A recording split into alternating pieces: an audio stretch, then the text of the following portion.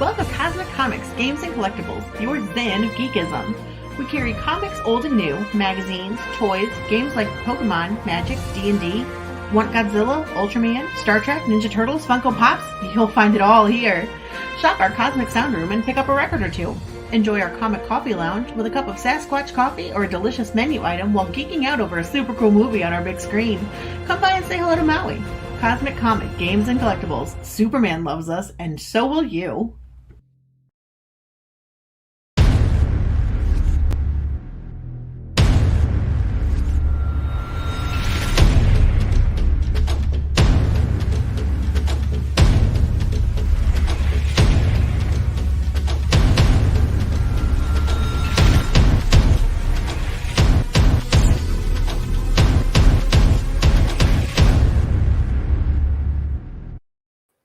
And good evening, everybody. I am RJ Carter, Senior Managing Editor here at CriticalBlast.com, where pop culture gets blasted.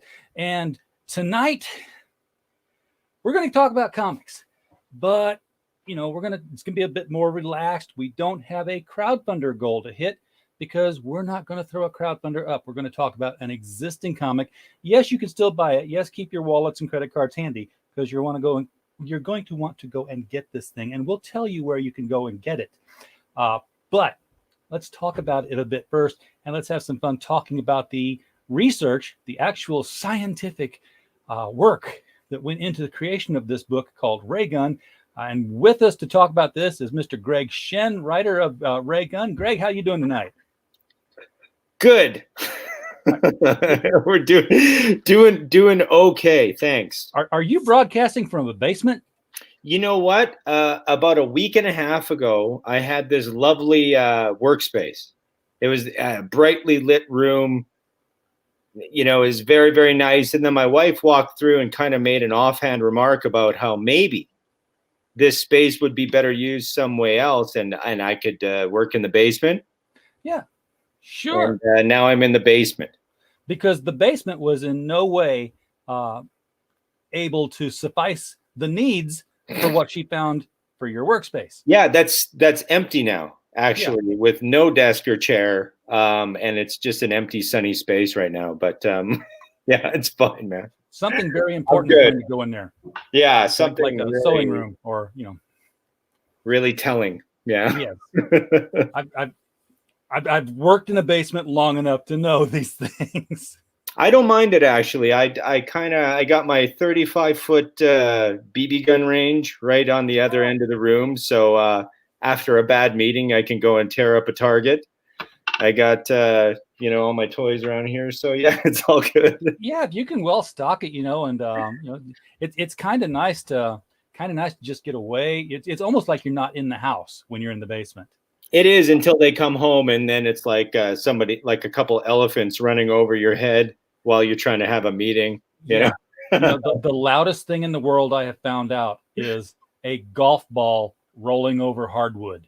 Oh yeah, that would be a good one. It's like a steamroller just pulled into the house. I'm like, it's just he's just putting, but it's loud, especially right above your head. Oh, but so you've been on the show before. We've talked. Yep. You can't see it below Batgirl there, but there's a picture of Alana. Nope. I got Tony. Oh yeah, you got the lead singer. Yeah, that was Rascals. Yeah, Rascals 3 is still being worked on in the background here. But yeah, I guess tonight we're going to talk about maybe published work as opposed to wanting to be.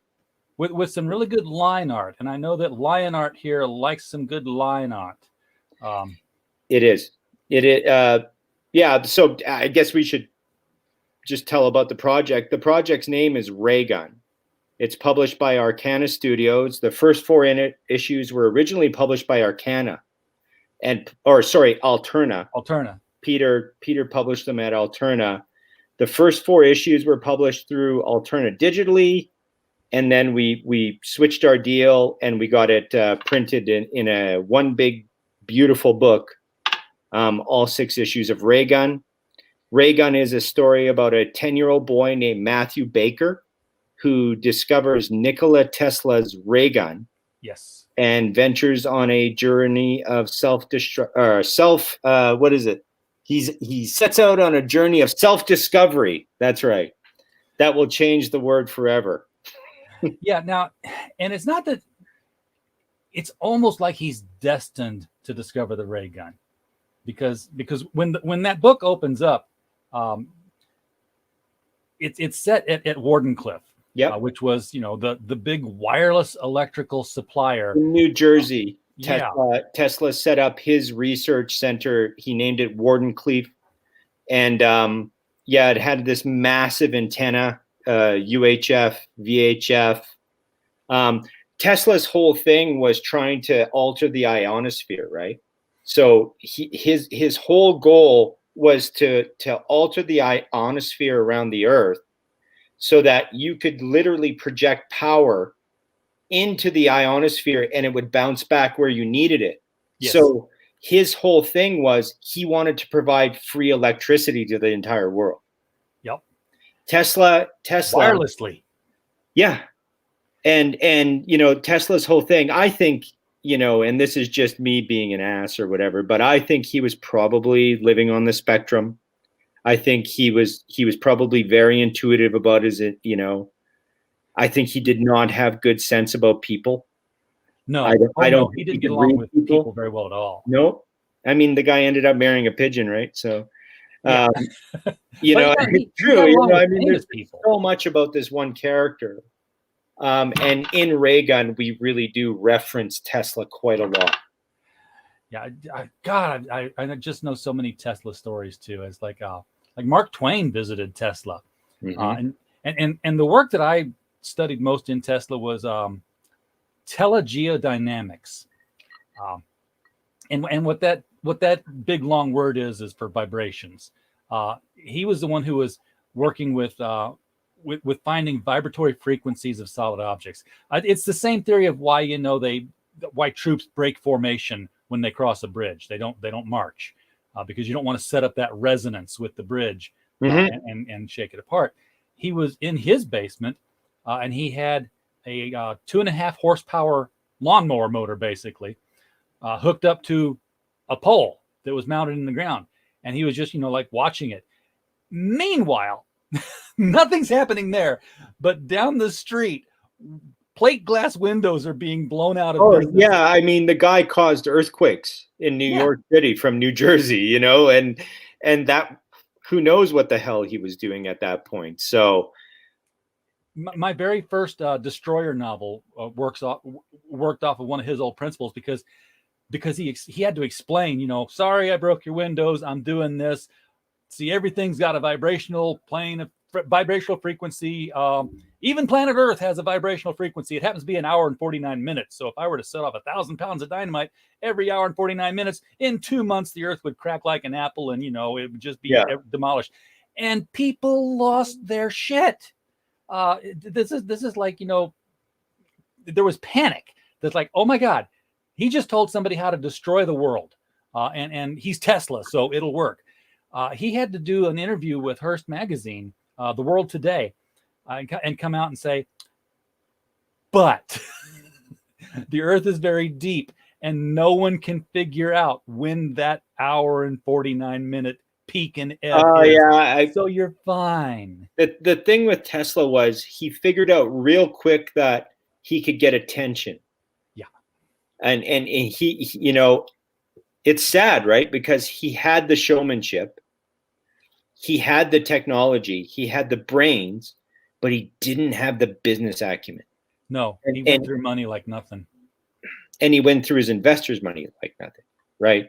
Yeah, and his investors were like Westinghouse. They had, you know. No, Westinghouse was his big partner. Westinghouse, from my research anyway, was the one who kind of stuck by him a little bit.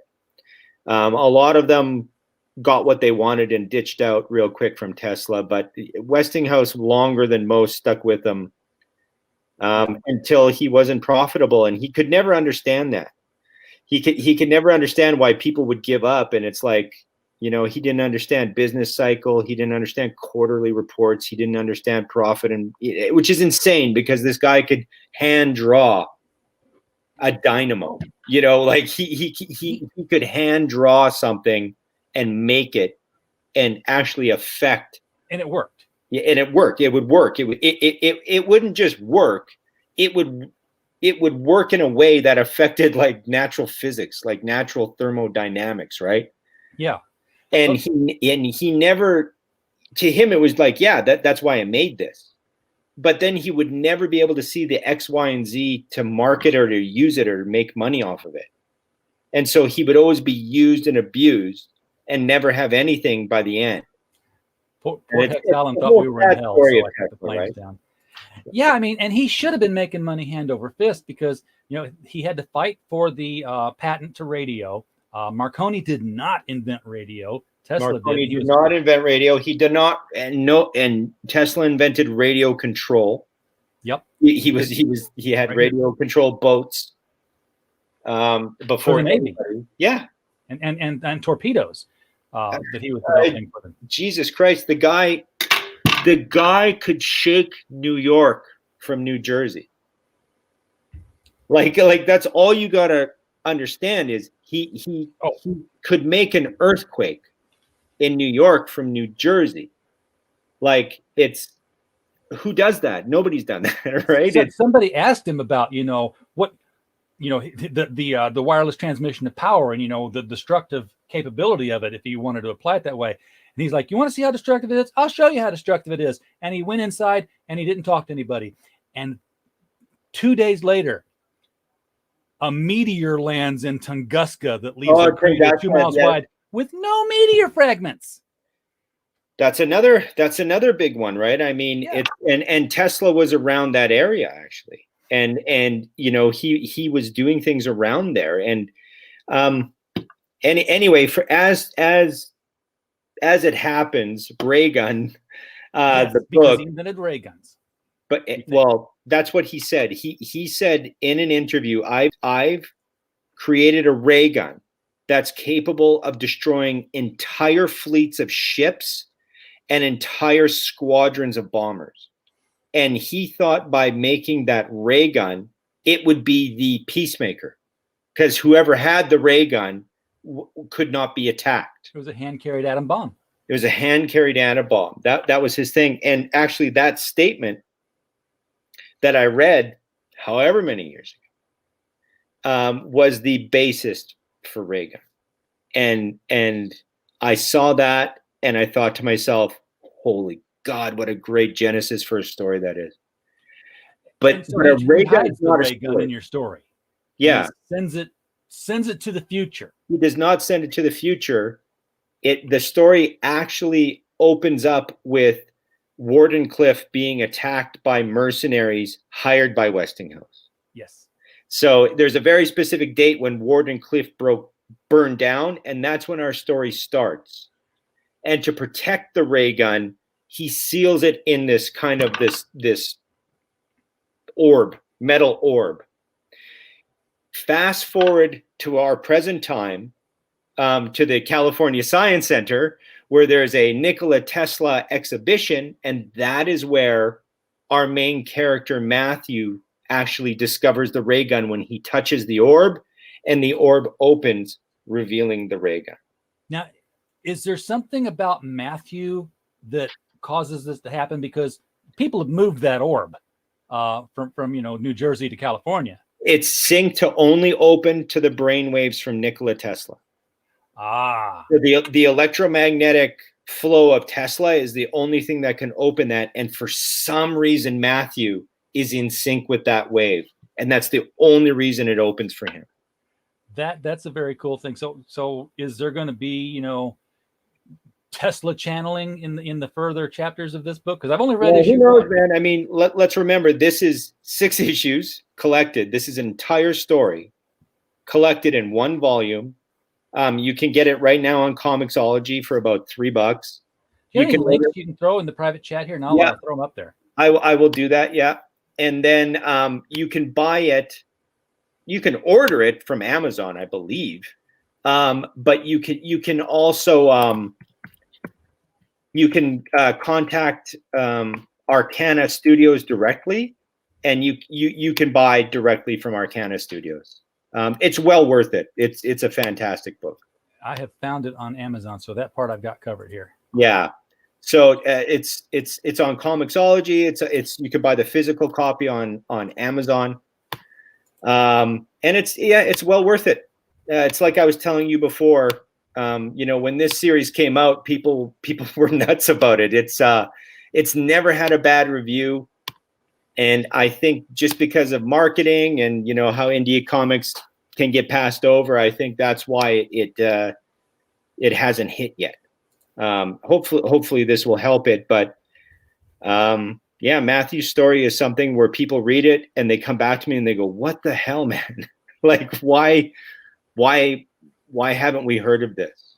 And it's simply the comic industry, And Matthew's an interesting character in and of himself too, because you're used to the kid, the new kid getting bullied, but he doesn't. He gets bullied, but he gets like overpowered bullied because he'll stand up to bullies. Mm-hmm. In fact, he becomes a target because he stands up to a bully and punches one square in the jaw, which the kid didn't see coming. He did not see that coming, and we kind of learn later why Matthew's like this. Like, I think maybe I should kind of go back a bit and kind of describe why Matthew is the main character. Because like I said, I was on this Tesla kick like a decade ago, right? And I read about the ray gun, and I thought, oh my gosh, what a great story, Like somebody has that. And then I thought to myself, that's not a story. That's not a story. It's already there. It's a real thing that he had said. Where's the story? And then I thought, well, the story isn't the object, right? The object is just something that's going to change the dynamic of the setting. It's the MacGuffin. It's the MacGuffin. What is the story is the character who has this thing, right? Because whoever it's that's my brother-in-law, Ken. Hey, Ken. Whoever has it, it's their story. And I thought to myself really hard, what's the one person you would never want to have that? Right? What's the one person? A criminal.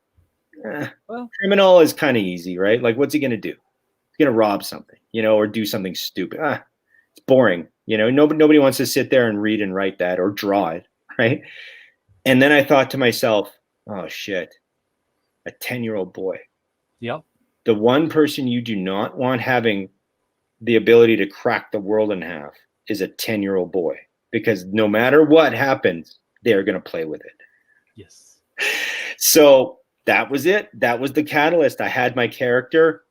I had the MacGuffin, like you said. I had this objet that was going to change everything and shift the lens of the world. And everything came very easily from that point for me writing that story, because I knew who my character was, and I just wrote a story about a 10-year-old boy who was sent to live with his estranged father by his drug-addicted mother. And that is the story. Now you take that story and drop in Nikola Tesla's ray gun. And he built the ray gun to look cool too. I mean, it looks like it's right out of a Flash Gordon. Looks awesome, right? Yeah. So of course, when Matt, sees the gun for the first time, he's been locked. He's been locked in a closet. He comes out when the museum's closed. Yep. And it looks fun. So he picks up. He goes pew pew pew pew pew, and then he goes zap against the wall, and it's like boom. The wall's gone. And then when the wall blows up in the White House, all of a sudden an alarm goes off in the Thomas Jefferson room, and they don't understand where this is coming from.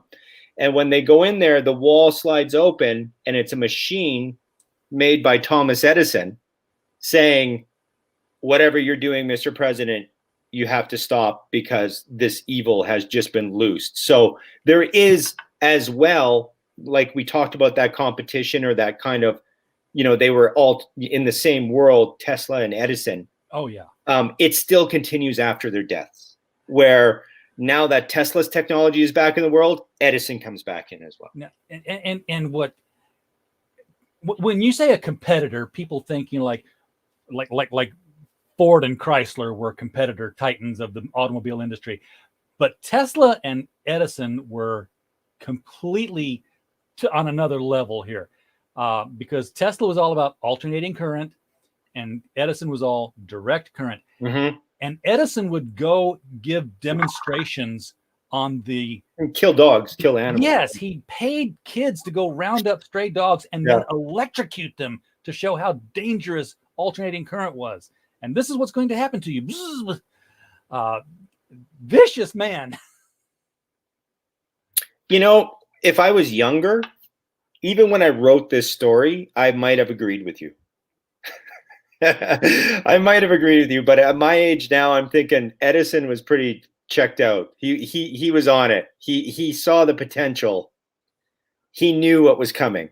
He knew that direct current was bullshit, you know, and he's a businessman. He was selling newspapers on a train when he was a little boy, you know. He's going to sell electricity to the masses, no problem. I hold nothing against Edison for killing those dogs, because he was away. He knew what was coming. Yeah. Oh yeah, he's just trying to survive. But yeah, alternating current obviously took over. You know, the last thing I heard was that, you know, people still have trouble patenting new computer chips because they run up against patents from Tesla that design the same thing. Tesla would build machines in his head, Mm-hmm. turn them on, leave them running in his head, mind you. Yeah. Walk away for days, come back and inspect the parts for wear. It was that. So when you say that he was possibly on the spectrum, yeah, he was. He had to have a certain amount of napkins. His peas could not touch each other.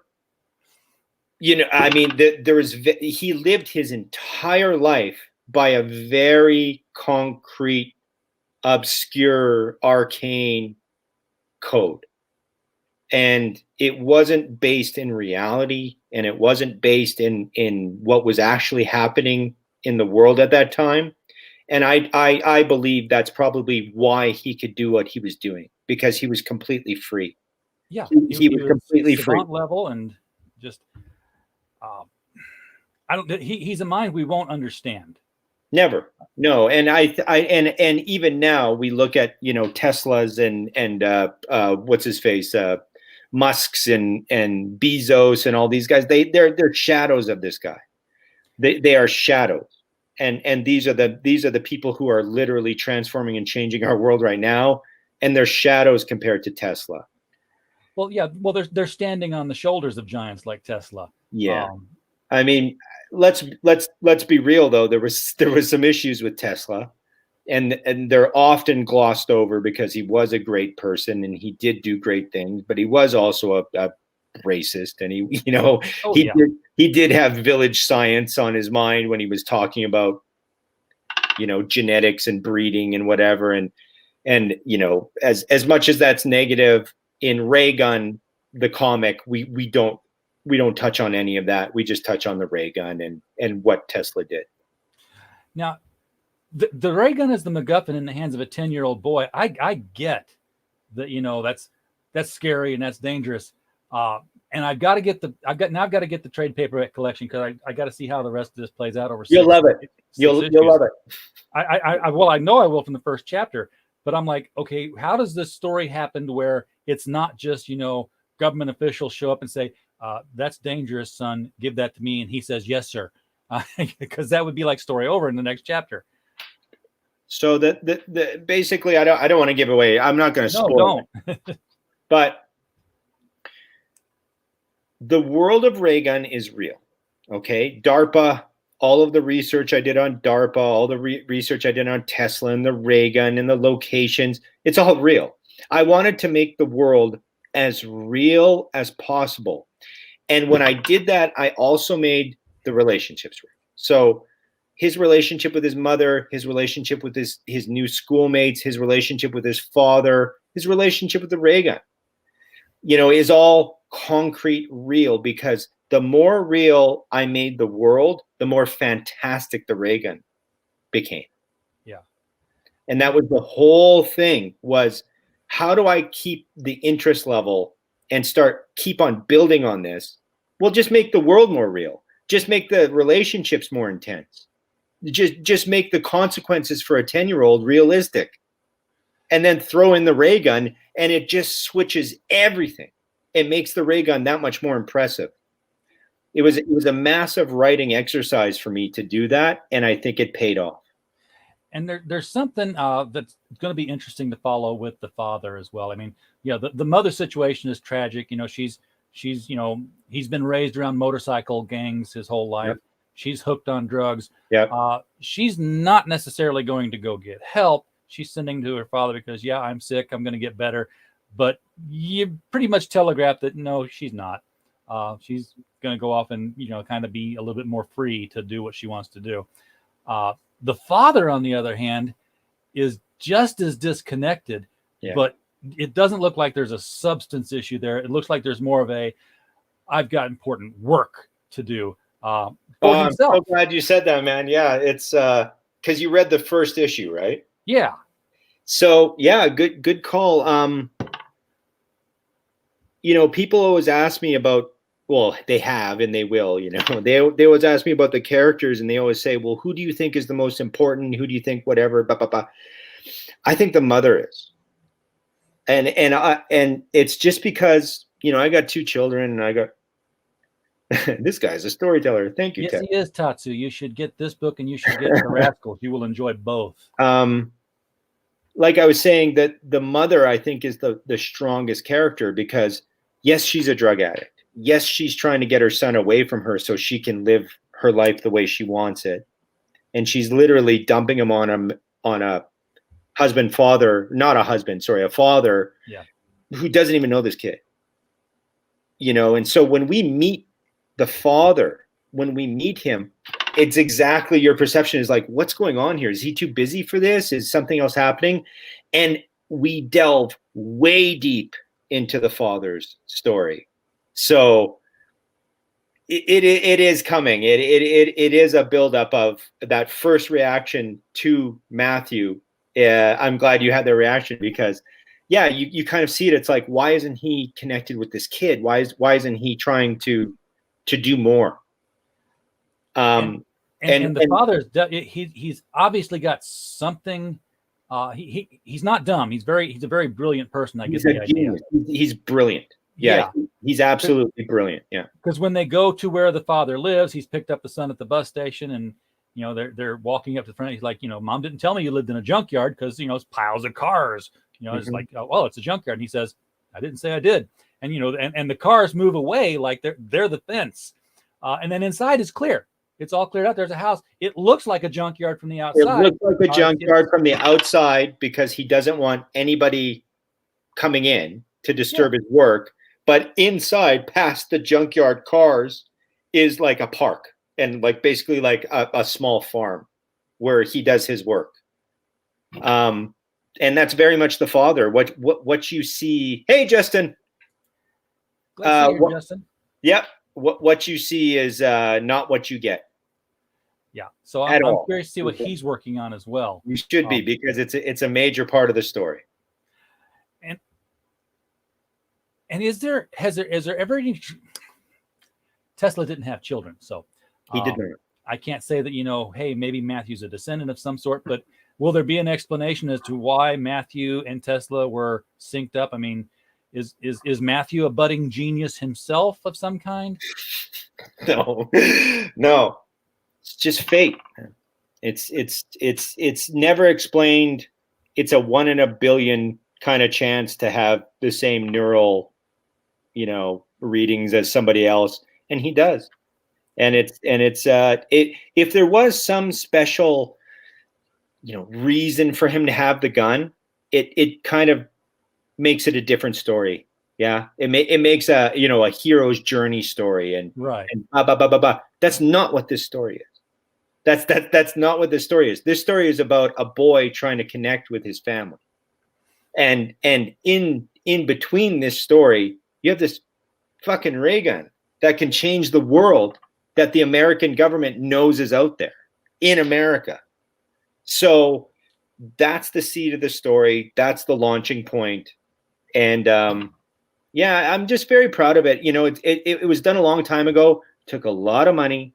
We did this the pitch and bitch traditional way, where I paid an artist team to make a great product that I wrote, even more than Rascals, you know, which is a very much a collaborative effort. Raygun is my story.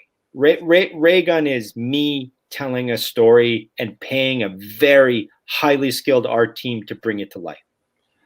The technology that's used in this, did you remember a show called Wild Wild West? Not Of the Will course. Smith movie, but Oh my God, I love that. on. Yeah, I loved it. I loved it as a kid. That was Yeah.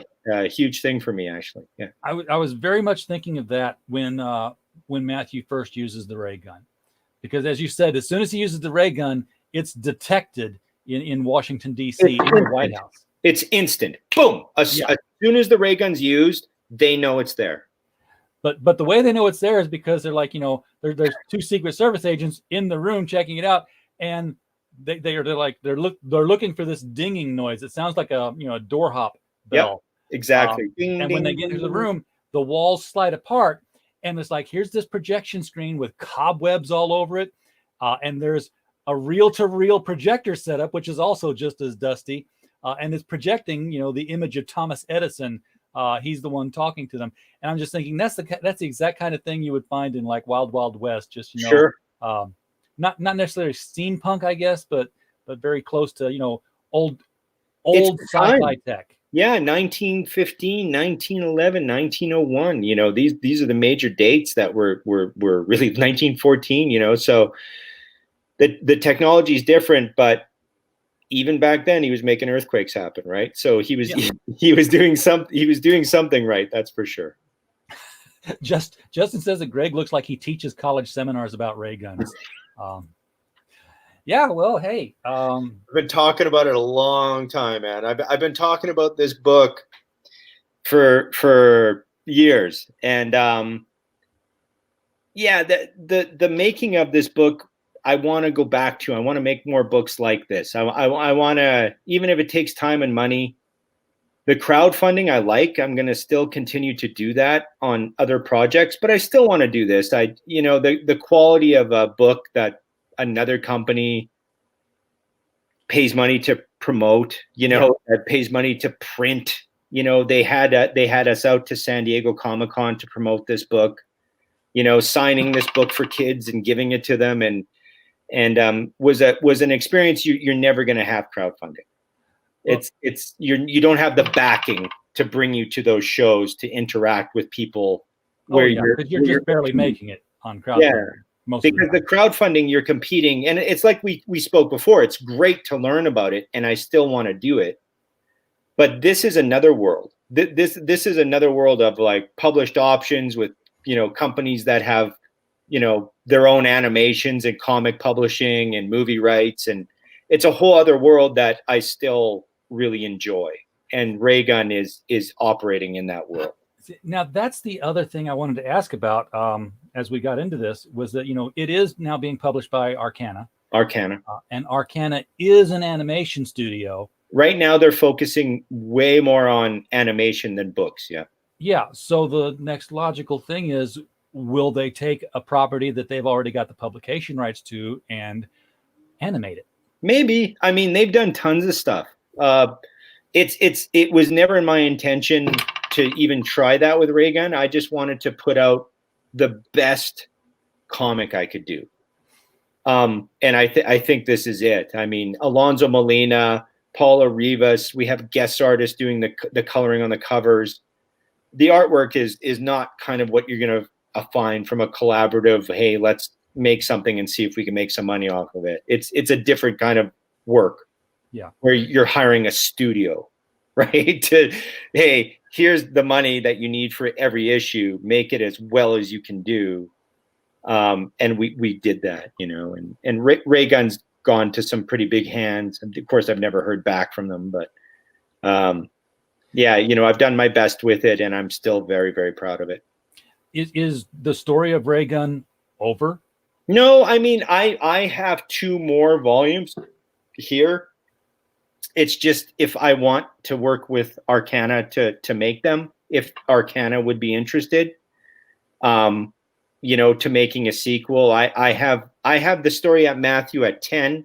I have the story at Matthew at 18, and I have the story at Matthew in his mid-20s, where the story actually fully ends. Okay. But the first 6 issues, done. If RAYGUN never continues, anybody can pick up these first 6 issues, and it's a fantastic story. In fact, it would be a better movie. I actually originally started trying to write RAYGUN as a movie. It was a typical thing where I got halfway through it, and I was like, I looked at my wife, and I'm like, nobody's gonna make this movie. This is $100 million movie. Nobody's gonna make this. Like, that's why I said animated. Scene. What can I do?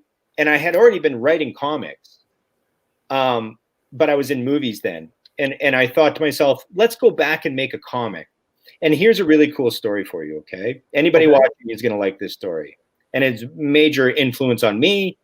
Anybody listening who wants to make comics, take from this story, okay? As people may well know who have listened to me talk, years ago, when I first started writing comics, when I was in my mid-20s, early to mid-20s, I was writing for a website called Silver Bullet Comic Books. And so Silver Bullet Comic Books was big on comic reviews. And that's back when Miller World and Bendis had his thing. Remember, they had all those big, bulletin boards. I was writing for this comic site. I knew I remember that name, yeah. Yeah, Silver Bullet Comics. It was a great site. Anyway, I ended up finding out from my comic guy, James, what's up, Comic Cave, Winnipeg, Manitoba. I ended up finding out from James, hey, do you know Igor Corday, the artist on New fucking X-Men, being drawn by Grant Morrison, lives in Winnipeg, and he shops here. That's his boss. I go, really? Huh. Can I leave a note in his comic box? So James goes, yeah, sure. So I write a note, handwritten note. Hey, my name is Greg. I'm a writer for Silver Bullet Comic Books. Can I interview you? That's it. I leave my phone number. This is a while ago, right? Like 20 years. Igor calls me back. Hey, it's Igor Corday. You left a note in my box. I'm like, holy shit. Long story short, Igor and I meet for lunch. I interview him for the website. He and I hit it off like you wouldn't believe, this guy. Like he and I are still friends. I'm friends with him. I'm friends with his wife, Yana, who has a book coming out called Wildlands, written by Devin Grayson, coming out from Burger Books. Oh, so there's a name I haven't heard in a while. Oh yeah, no. She's way on her way up. Igor's already done with all the North American shit. He's done X-Men, Captain America, The Storm. He's done so much stuff. He's just like, I'm done. I can, they're basically knights and whatever in Eastern Europe or Macedonia or, they're well celebrated and paid. They work for Delcourt. They put out however many volumes a year.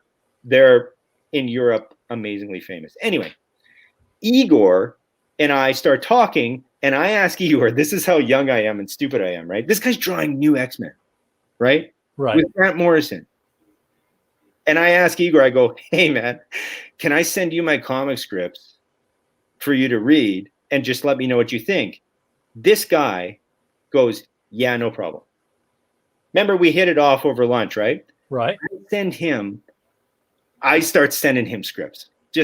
And remember, I just started writing, so I'm really shit, right?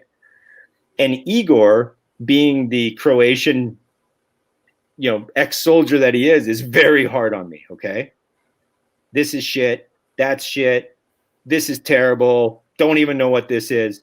But in every script, Igor would pick one thing that he wouldn't shit on. And he would say, that was good. And he would tell me why it was good. Like, that was visual. You see how you showed it instead of told it? You saved 2 pages, right? So this harsh mentorship happened for quite a while with Igor. Okay? And when I was doing RAYGUN, actually, I talked to Igor, and he was the one that convinced me to make it a comic. Because we had fallen out of touch for years, almost 10 years, Igor and I.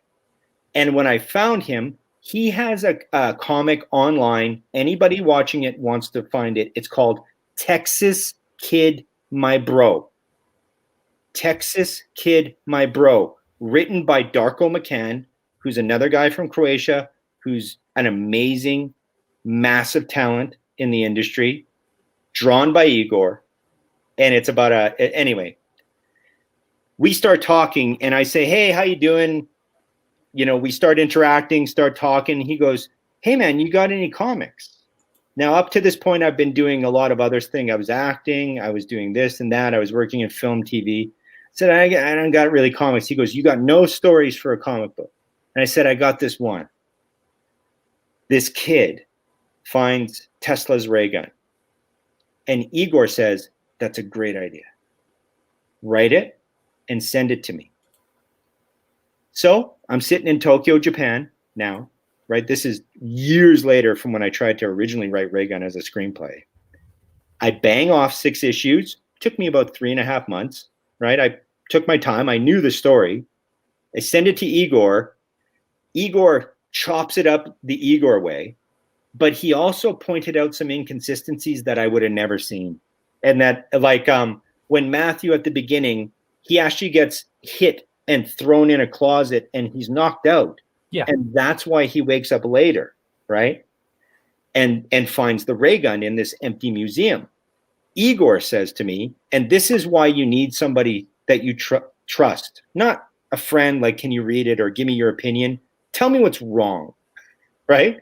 Exactly. Tell me what's wrong, man. I don't care if you like it or not like it. That's not what I'm asking you. Tell me what you see inconsistent.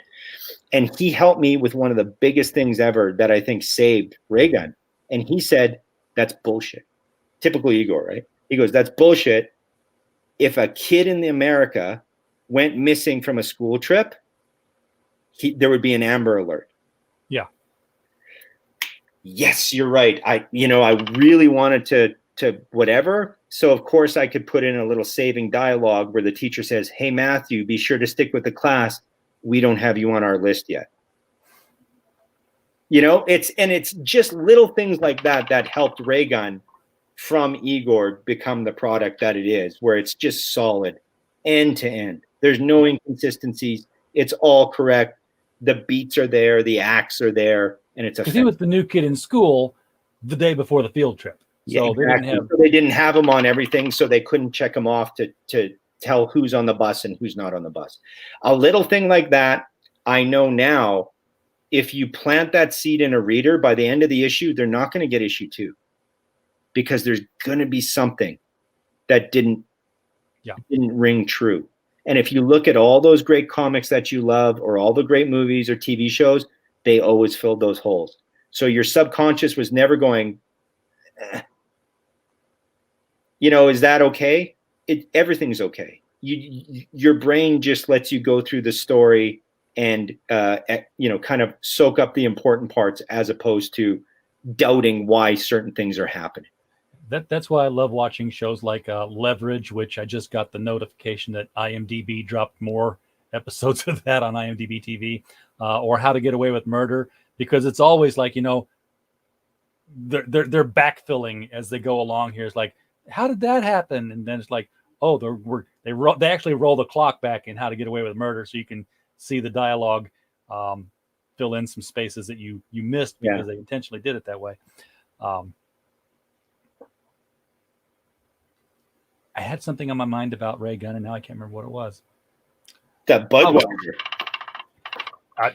I'm going to read it and find out. Now, I'm going to look for physical copies. The link I threw out in the chat there was for the Amazon and the Comixology. I don't do that. I have to have my hands on a book. So like I said, you can just email Arcana, and they'll sell you the books. No problem. Cool. If they don't do these other volumes in your head and you decide that you do want to do them, is crowdfunding totally out of the picture for that? I don't know, because they have rights on any sequels to Raygun, right? Oh, okay. So it's to be honest, I've been so focused on other things. Like Rascals took up a lot. Right now I got 2 projects I'm trying to push into development. to be honest, I'm looking at my hobbies in my life at this point in my life, and I'm just like, what can I eliminate? Like I'm at that point in my life where it's just too fucking much. Like Sure. everything is just too much right now, and I want to be creative. If I don't have that, I'm off balance. I know that. I got the Barnes coming out. I got New Age coming out.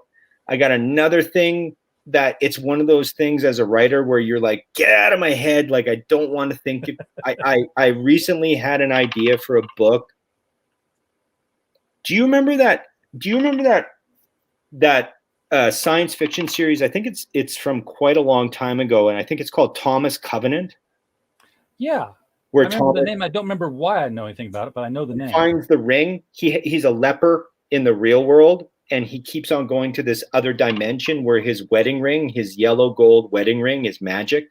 Okay. And you don't know if it's like a hallucination because of the leprosy, or if he's actually being transported into these other worlds. It's a fantastic series. Very crazy. I read it when I was way too young. Shouldn't have read it. But something like that, where it's kind of like this idea that I have now is like Love and Rockets kind of meets something like that, where it would be like somebody skipping worlds. Yeah. Yeah. My favorite story like that, and damn it if I can remember the name of it. I picked up, those best of sci-fi, best of science fiction anthologies that come out every year. Mm-hmm. I've got one from like 1959. And it had the original, well, not the original, but hey, we had a story in a magazine this year called Flowers for Algernon, and here it is. I'm like, that. So it's that year.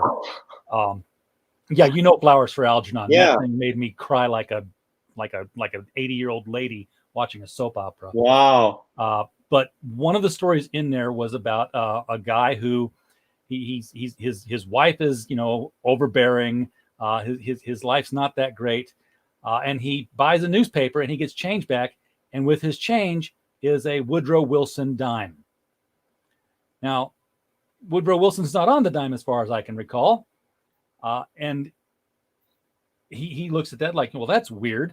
And he walks, goes to work, comes home, has a totally different wife, has a totally different job. And he's like trying to figure out what the heck is going on with his life here, because nothing is the way it should be, but he likes it. He's got a better wife. He's got a better job. Everything's nicer. And he lives that way for a while until, he buys his paper in the morning one day and he gets a Roosevelt dime. He's like, oh no. So, and sure enough, he goes back home and there's his other wife again, and he's back to his other job. So he spends the rest of his life looking for a Woodrow Wilson dime, because it was the MacGuffin that switches him back and forth. Yeah. In that world, the Woodrow Wilson dimes were the common coin. What a great story. It's just like, when you find a Canadian penny and your change in America is like, oh, how'd that get here? Well, it filtered through somehow. The dimes just filtered through time and space instead of over borders. Mine right now, my fascination is it's fucking insane, is trying to think about how to communicate with those other dimensions and slips and if there was a way, Marvel had a really good role-playing game. It was the Marvel Superheroes role-playing game, and it was in my opinion, I played tons of them. This was a really great game. It gave you the really good information on the Marvel characters, and it also, for me, I like things quantifiable. Like, I love the Marvel universes because I knew Thor could lift 100 tons. Like, to me, that made sense. Like, oh, I know where they are in relation to each other. So in this Marvel Universe game, they had a supplement, and I actually found it again a few years ago, and I bought it, even though it was really expensive, because I just wanted to have it. It's very rare, and it's the Marvel Universe supplement to Magic. And they explain using rules how magic works in the Marvel Universe. And I loved it, because there's only 3 ways magic enters the Marvel Universe, okay? Objects. So an object is given power from somewhere else and it's brought into the plane. Makes sense, right? Yeah. Like a battery. Another way is to transmute. So basically you act as a buffer for energy from another universe, and it comes through you, and however it's changed through you, that's how you can manipulate it.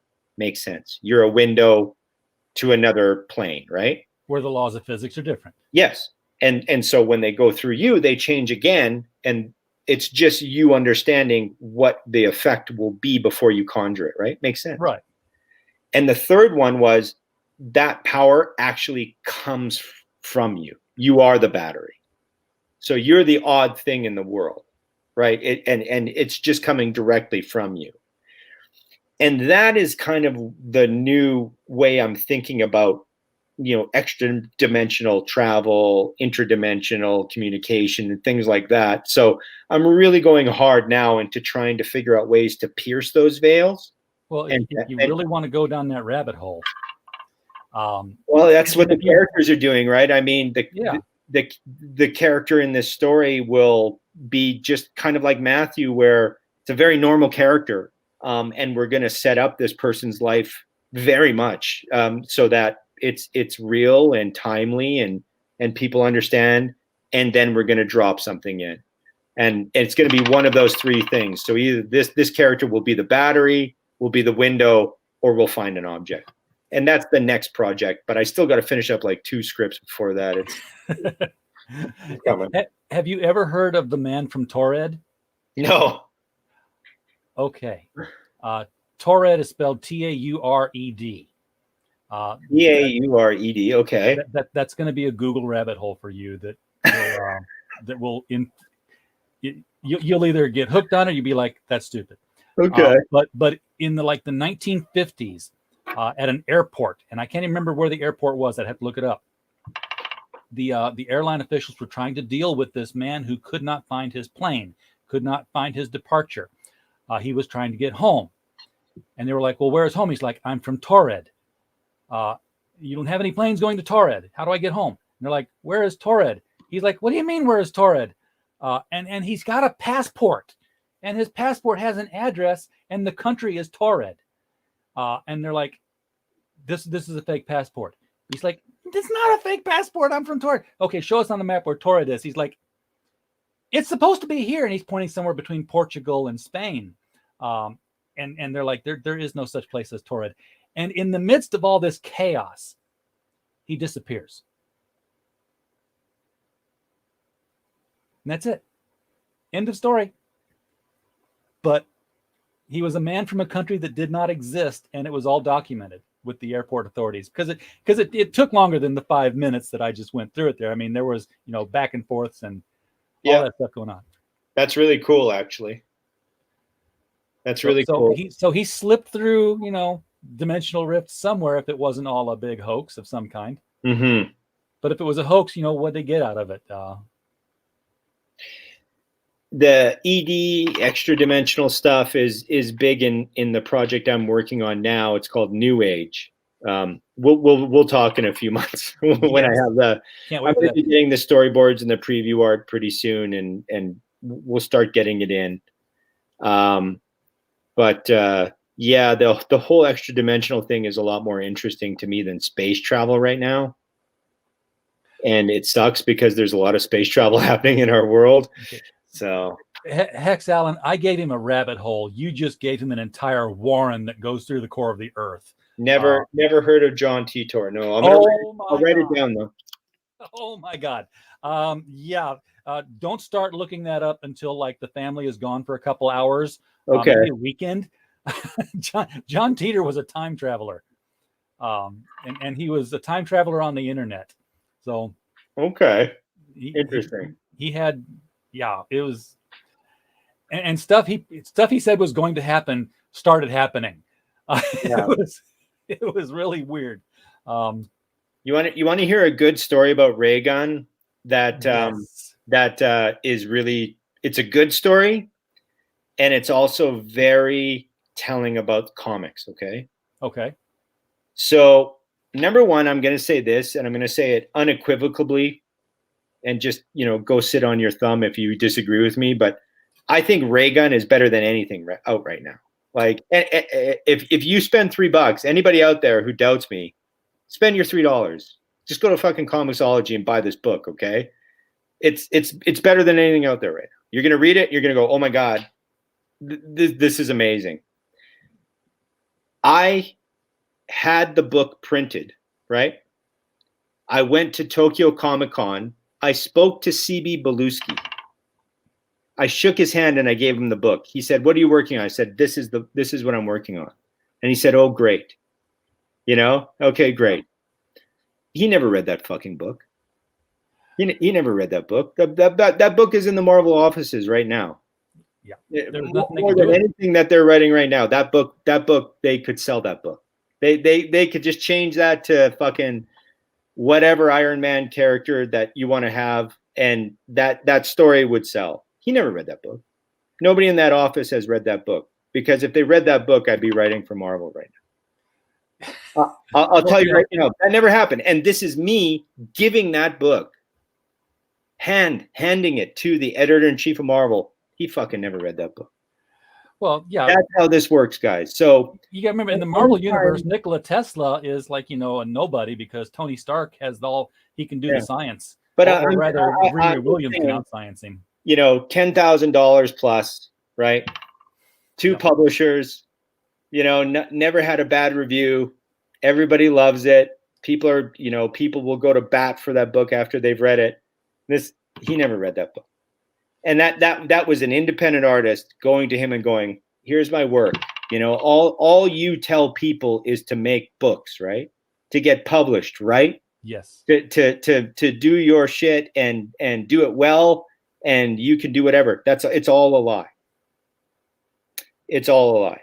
It's only who you know. And if you're not there or in Portland, you're never going to work for Marvel or DC. It's never going to happen. Yeah, there's something about Portland that's just become the hub. It's the Portland where they Mafia all has are. been called. It's where they all are. It's where they all are, or New York. I mean, I kind of feel bad now. I had this Twitter thing happen a few months ago, and it really. Remember, we talked on Twitter, and you've had, I think you got Twitter jailed once. This is really funny. A few months ago, I wrote on Twitter. I'm in Japan, hanging out with my family. We're just about to go to Disneyland. I finished reading a new comic, and I'm like, God, that was just fucking terrible.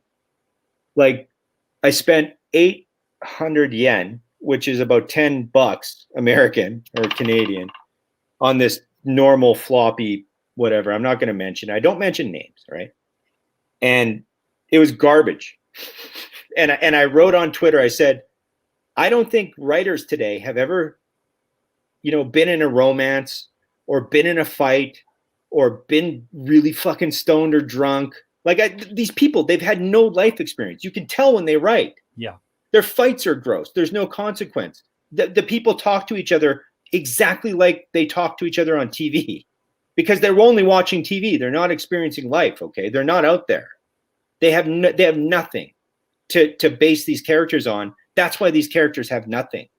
And I kind of wrote that. 20,000 views of that fucking tweet. I do remember that conversation. Hundreds of retweets. So many comics pros jumped all over that, calling me, "Oh, this fucking guy, fuck this guy, look at this, ha ha ha." But here's the thing, okay? Really big comic pros wrote to me personally. They didn't say anything on Twitter. And again, I'm not mentioning names, but I'm just saying, imagine the biggest books right now, okay, that you can imagine. The biggest writers, okay?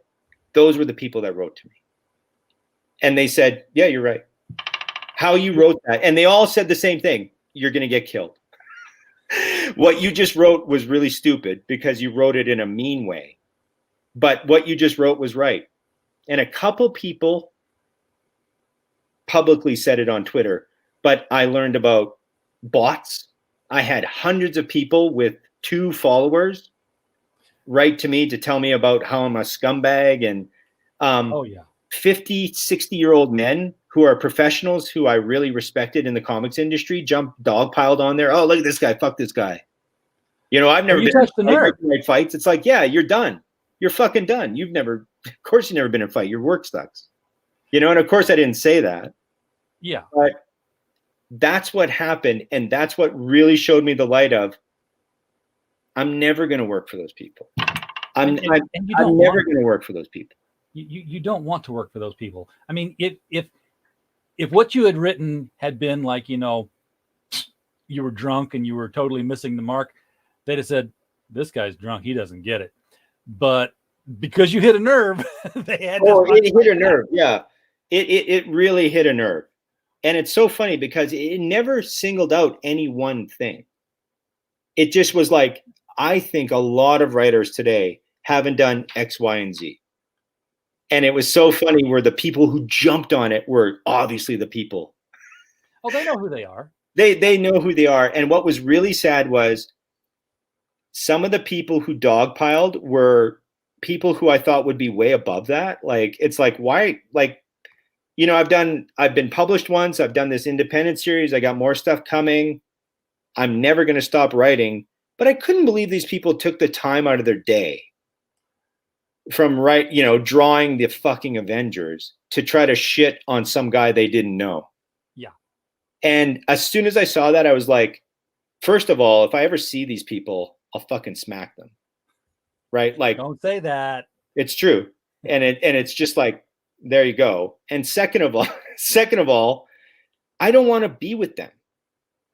No. Like, I always did until that happened. And then I realized they're so defensive and thin-skinned. Yeah. Why? Because they know what's happening. And they know the quality of work they're getting to draw isn't there. And they know it's not the same. And they imagine being those people and seeing all of this crowdfunding happen. Imagine seeing Ethan Van Sciver make $500,000. Like, if you're one of those people in that industry, you're going, oh, like, this guy is nowhere near us, right? And I don't know Ethan Van Sciver. I barely watch his shit anymore. But it really was the door, wasn't it? Oh yeah. Where it was just like, this, you can do this too. So as much as I love the publishing, I'm never going to give up either of them. I'm always going to try crowdfunding, and I'm going to keep on trying to pitch and make good quality products that way. Yeah, and you know, there is a middle ground too, because you know I work I've done shows with the guys who do starring Sonia Devereaux, which is a fun B-movie comic. I mean, it's literally about a B-movie actress. Yeah, they're great. And you know, they're doing the work for American Mythology. American Mythology is the publisher, but they still get it off the ground through, you know, crowdfunding. And they get it going that way. And then there's like, you know, there's the crowdfunding special edition and the regular edition. And that seed money goes to making more regular edition to go to the comic shops afterwards. And American Mythology does the distribution. So, I get it. But RJ, the thing is too, as you know, you got to know it, right? Look, Kurt and I did our best on Rascals, and we're still going to try to get that third issue out, but there was no audience for it. Right? It's fucking crazy, right? I mean, that's insane because those are some of the best books I've read. We're not Comicsgate. We're not Comicsgate. I know. And we're on Indiegogo. The Comicsgate audience is not 20-year-old people. The Comicsgate audience is people our age or older or younger a little bit, who has money and they're sick of what they're reading. Exactly. And unless you identify as that, you're not going to get that money. I know, and that's the stupidest thing. Because here's the thing: you're not Comicsgate, and by that, what I mean is you don't have a hashtag in your profile that says "I'm here all the way," because there is a section of Comicsgate, and it's a money spending section of it that is purist. From what I know about you, from what I've seen you tweet, from what we've talked about, you are Comicsgate. It's, you know, just like, you know, if I were to say, yeah, he's a good Baptist, he just doesn't go to church. And the other people's like, you know, he's not a Baptist because he doesn't go to church, but he has all the same beliefs and practices them. Hey, all we did for Rascals is promote quality. All we did was say, we just want to give people something really good. Kurt Spurging is an amazingly talented person, okay? The guy's artwork is insane. He did the coloring, the artwork. Fuck, I mean, you know, like, you don't make a product like that. We marketed it as best as we could, and we love everybody that tried to help us. But unless you have that hashtag, you're not going to do it. And we didn't want, I personally didn't want to do it. And I'll tell you why. I am totally Comicsgate. Okay. I believe in quality. I believe that comics aren't where they should be. I love 90s boobies comics. You know, I love action comics that just have a great story and great artwork. That's all we did was promote those values, but we refused to say, and we're going to join your gang. Yeah. So you buy it. We refuse to do it. And I always will. I always will. And I'm sorry, but why do I need to say I'm part of your gang for you to enjoy a story? Yeah. And, you know, all you really, the other thing is that you do end up, not only are there the people who will only buy the things that say they're Comicsgate, but you have this other audience that's like, this guy in Comicsgate pissed me off. I will never buy anything. I'll never buy anything because they're Comicsgate. And unfortunately, that's deserved. Yeah. I mean, you know, Comicsgate as a movement is a great thing. I really do believe it, because, I mean, it's stupid to think that, I mean, even the big two are looking at diamond and ditching. You know, so are you going to blame all these talented individuals for wanting to sell directly to their audience? No. But what they're doing now, not all of them, but a lot of them, what they're doing now is just trying to do the opposite on the other side, where if you're not Comicsgate and you're not anti-Comicsgate, then you can't sell fucking comics. Then guess what? You can't, if you're not saying, I don't want to be white or black, you can't be gray. You know, you can, but your comics aren't going to be seen. They're not going to be celebrated, and they're not going to be read. And that's why we make these things, especially something like Rascals, which was just to make kids happy. Like, it was just to make families and kids happy. Literally, Kurt could have been doing Tom and Jerry. Okay? The guy, it's hard. I mean, I don't want to go too into it, but it's like, what does a person have to do? Because I've created a quality book and I gave it to an editor-in-chief of a major company. Nothing, right? We made a great book. We tried to sell it direct to the customer, but because we didn't go on one side of the border politically, nothing. And I'm still working on books, and I love comics, and don't get me wrong, you know, but it's like, you're fucked if you do, and you're fucked if you don't. And all you can do is keep on making great work. That's all you can do. Because you know, you're a writer. You understand this. You have to get it out of your head, and the only way to do that is to put it on a page and send it somewhere. Yeah, if you don't do it, you go weird, right? Yeah, so we do this because we have to. It's work life. For me, it's life balance. Like I said, like, there's too much going on right now, but I know where my balance in my life is, and for me, writing and being creative is one of those kind of solid bases in my life. So no matter what, I mean, whoever bought the Rascals, we love you, and we know you love it, and we know you're showing other people and doing whatever, and that's great. I just wish we could almost erase these hashtags and just get back to, this is the crowdfunding market. Yeah. And this is the published market, and just have those two things for now, and not have to have all these subdivisions within these other markets. Oh yeah. I've made the allegory more times than people care to hear me say again, but my whole thing about Comicsgate is that, you know, there's so many of them. And you know, you pick the one that you're pissed at and you apply it to all of them.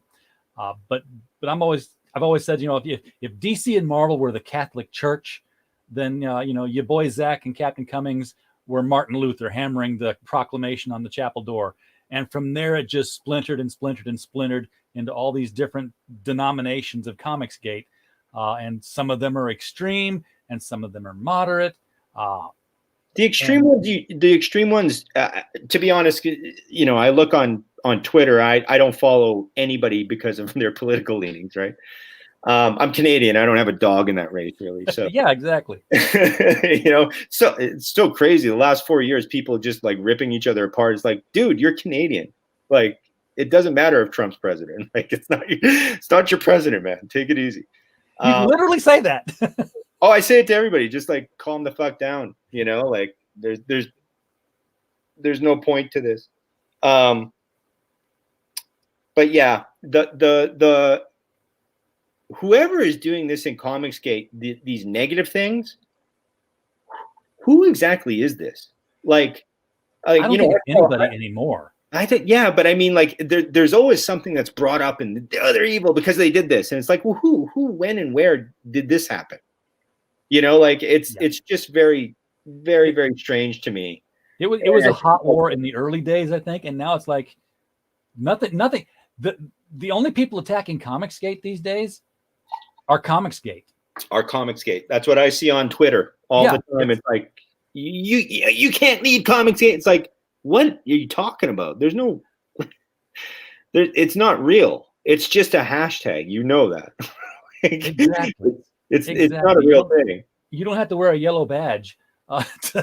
Right? I mean, you don't need the Comicsgate ghetto crew. But a big thing too is I do wonder where this goes, right? Because I think we have about a year, maybe another year and a half or two of this indie market continuing to kind of sustain. I don't think it's going to go higher. I don't think it's going to lower.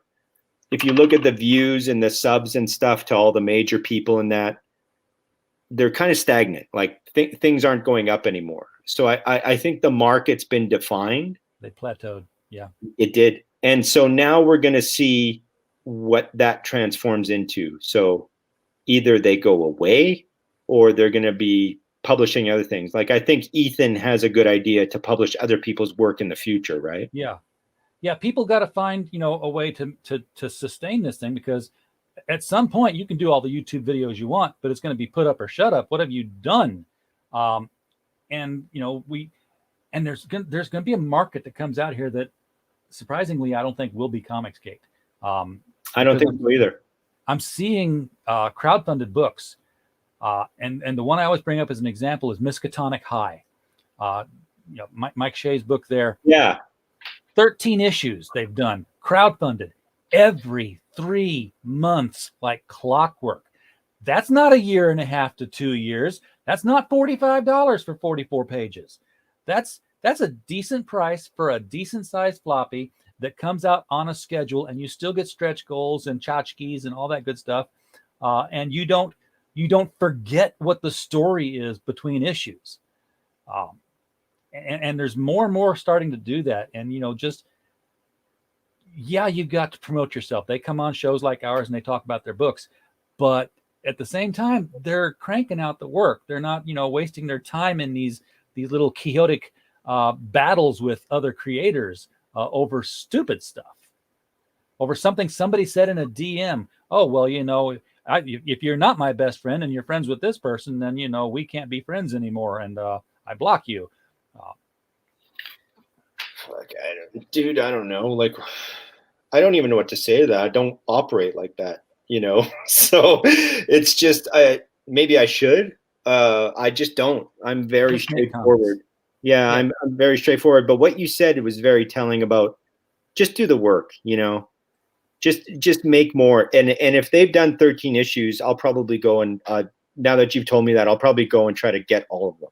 They're on Kickstarter. I have all of them. The first 5 issues are in a either 5 or 6. I want to say 5. It's in a trade paperback now, and they've done something that I've only seen a few people do.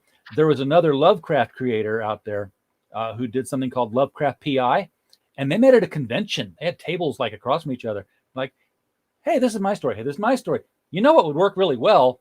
And they did a 2-part crossover between Miskatonic High and Lovecraft PI, and they each put out a part of it. So there was like Lovecraft PI, Miskatonic High, and then there was Miskatonic High, Lovecraft PI. And they kept the story canon to both their universes. So Well, you can do that. If Yeah, there's it no actually licensing, happened you in can their do that, story. right? Yeah.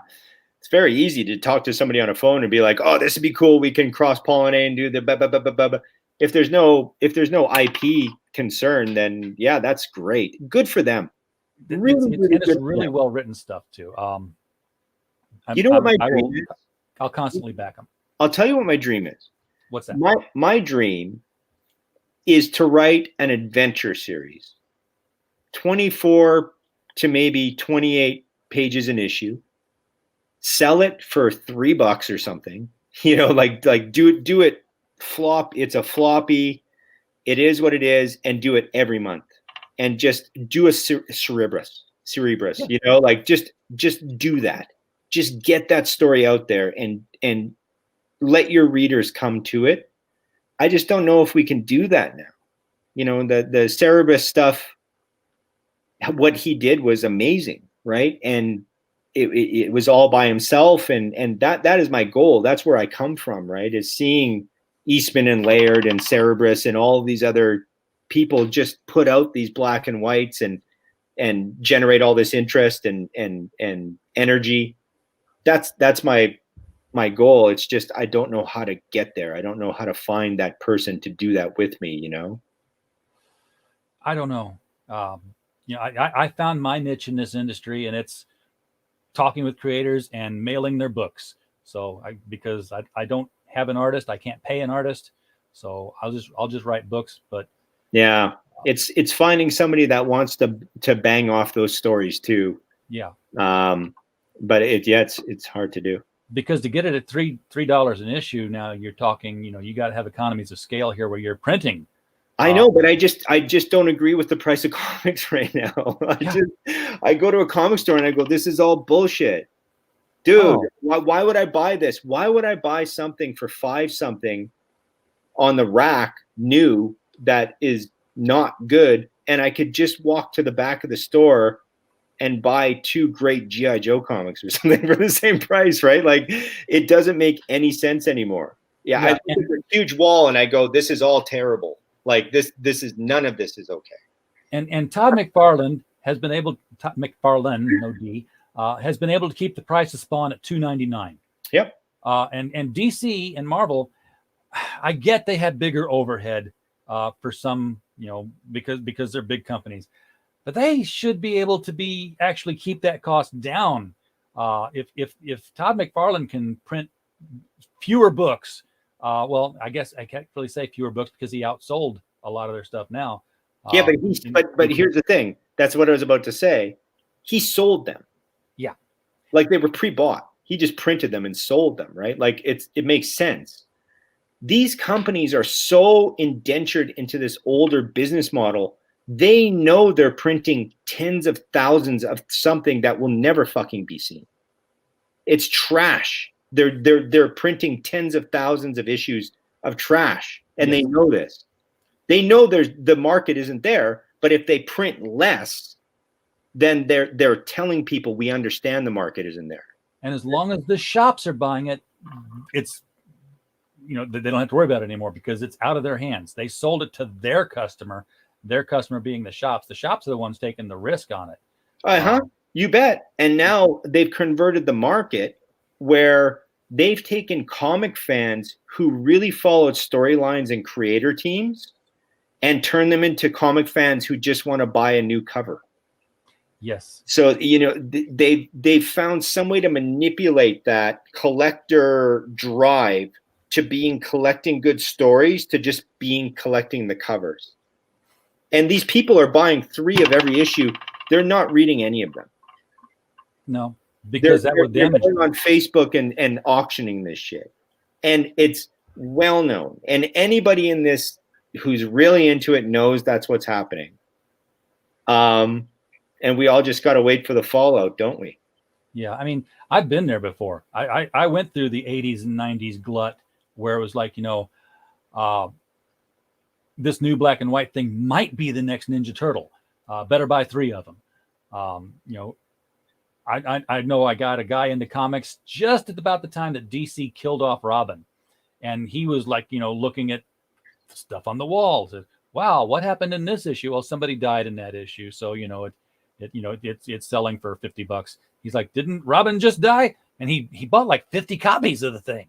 He probably still has them, and they're worthless, really. Yeah, but just like Tim Drake. Yeah, yeah. Tim Drake has become worthless. He was my favorite Robin for a long time, and I'm not saying he's not my favorite now because of the change, but just because of the way it's all written. In fact, I even said, I made people angry with a video I did, but I said if they actually had to make a character come out and be bisexual who hadn't been bisexual before, Tim Drake was the obvious choice to do it. Oh, for sure, yeah. Because reading comics is like watching a marathon of The Simpsons in a TARDIS. Because yes, there's 30 years of history there, but Bart's still 10 years old. So there's 30 years of Robin, but when we met him, he was 14, because they specifically said he's 14 because he had to get a special license to drive a car for his disabled father. And the law said you could get a license at 14 if you were doing it for a parent with a disability. So that was hard-coded into the story. And now he's 16. So it's like 30 years to us, only 2 years to him. Yeah. And 16 is about the time that a character starts, discovering things about themselves and how they feel about and how they relate to people. I was like, okay, Tim Drake is the guy you can do this to. I agree. Yeah, and he's very cerebral. Out of all the Robins, you would think of him maybe the one more open to that. I don't know. I have no problem with that. Not Iceman. The Iceman thing I didn't care about, but I didn't appreciate how they did it, where little Marvel girl from another dimension goes, "Oh, you're gay," and Iceman goes, "What are you talking about?" Well, I just read your mind, and I'm telling everybody you're gay. Like, come on, man! Like, and then present day Iceman had to out himself as, "Hey, I've been dating all these women, but I'm gay." Yeah, I'm gay. I always thought Nightcrawler would be gay. That would be a better story because he's so Catholic. That makes that tail make a lot of sense too. Oh, well, yeah, it does. And that's all those swashbuckling episodes. Yeah.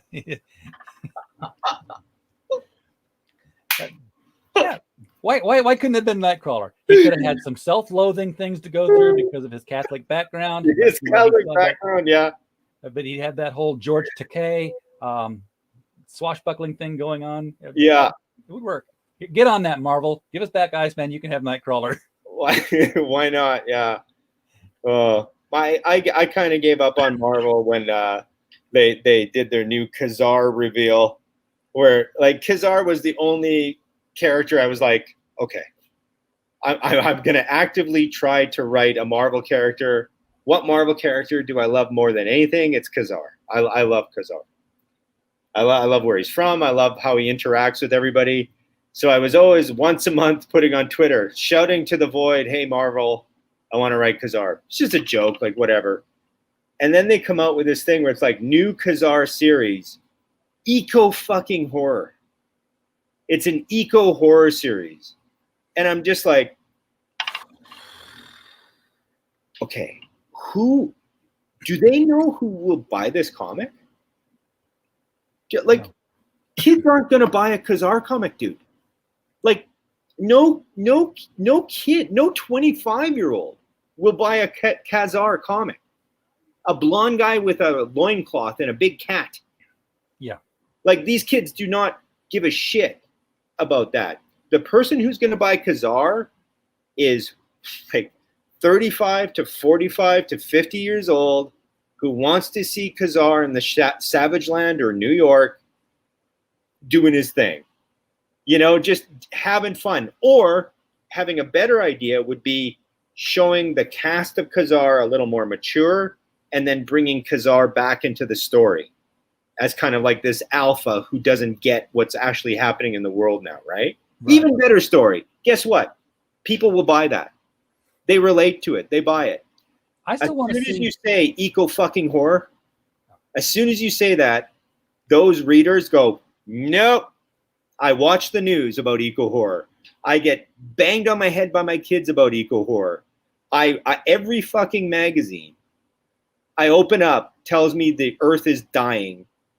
I want to read a comic book that's going to make me laugh, and have fun, and you know, why would Khazar care about, you know, a hole in the ozone over the Antarctic?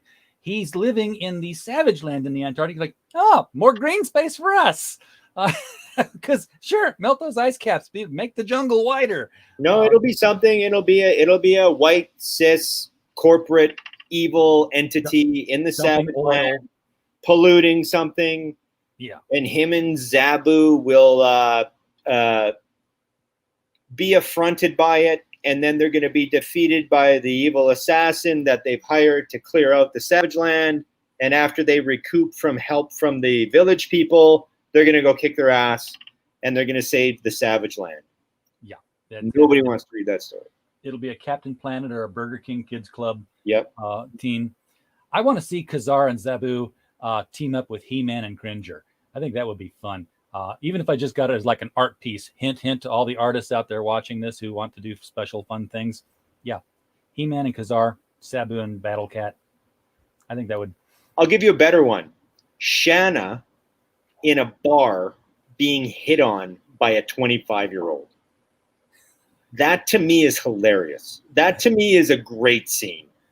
That to me is Shanna sitting there drinking her martini, smoking her cigarette. She's slightly out of shape.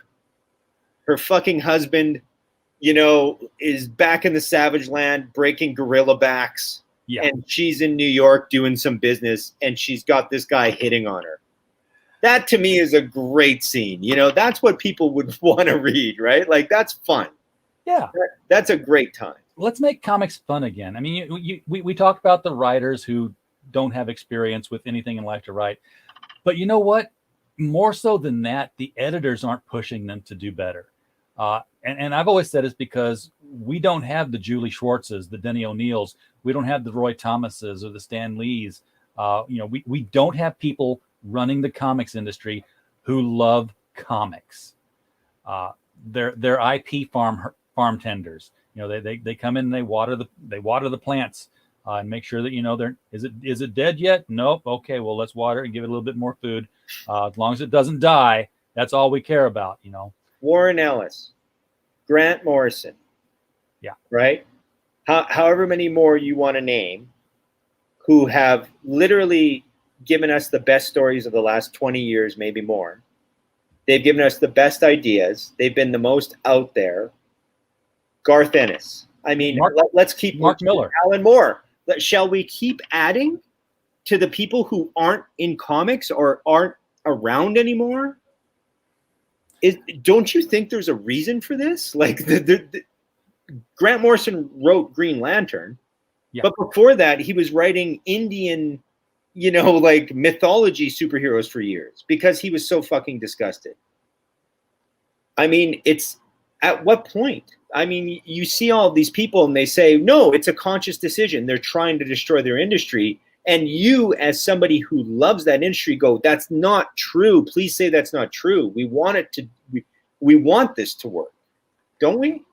We want these characters to be good. We want to spend our money at the shop when you're looking at the wall and going, yeah, not, I don't see anything for me.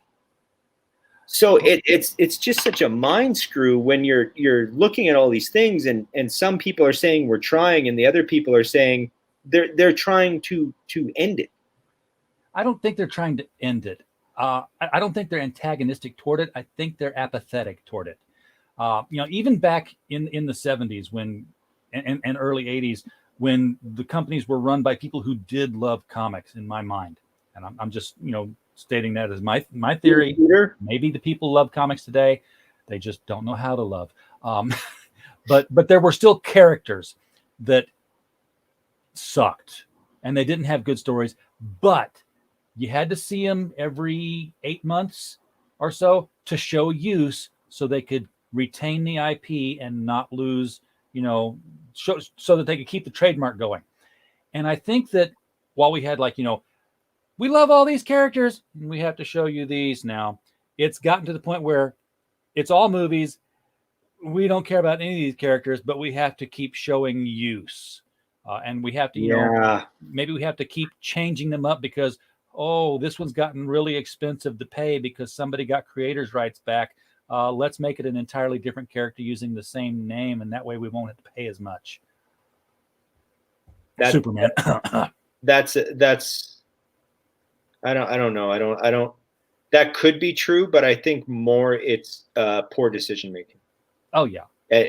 More. I think it's. I really do think there was a bit of an invasion there of bad talent. Well, it was friends of friends who were, you know, they knew people. Yeah, I mean, you could see it, right? And as much as, you know, people had opinions, and one thing I'm really over now is Cassandra YouTube channels.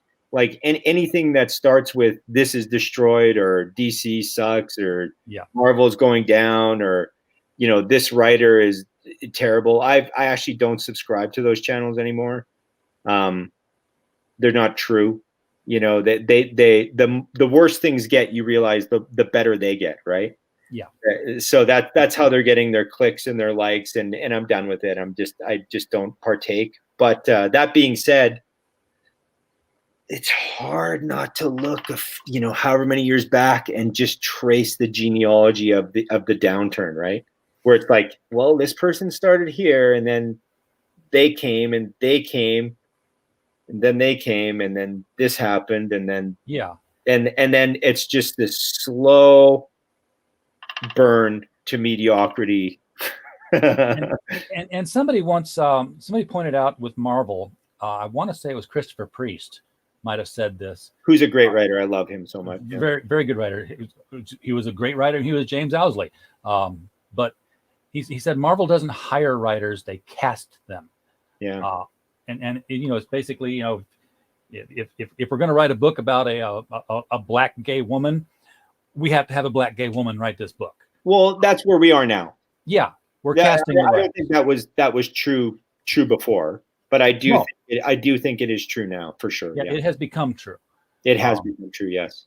And, you know, talent be damned, because, you know, we're in it for the look what we've done. We've given somebody we've made our characters more diverse and we've made our writing staff more diverse.